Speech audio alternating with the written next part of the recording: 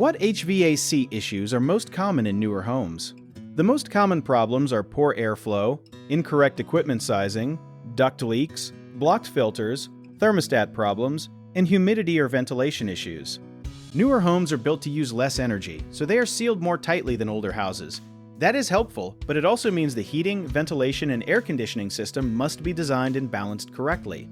A system that is too large may cool the house quickly without running long enough to remove moisture, leaving rooms feeling cold and damp. A system that is too small may run constantly and still struggle on very hot or cold days.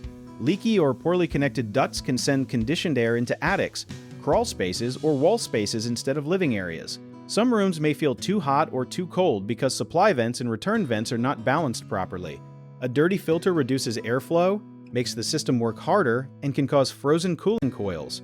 New homes can also have high indoor humidity because fresh air ventilation equipment is missing, incorrectly adjusted, or not working.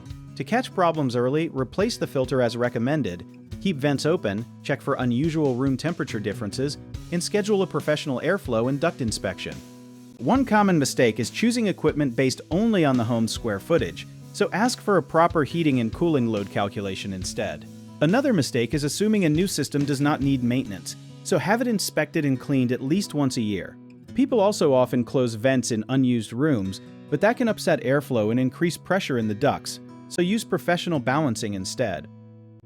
If you need help with a project, search for trusted, affordable local contractors at www.bighomeprojects.com.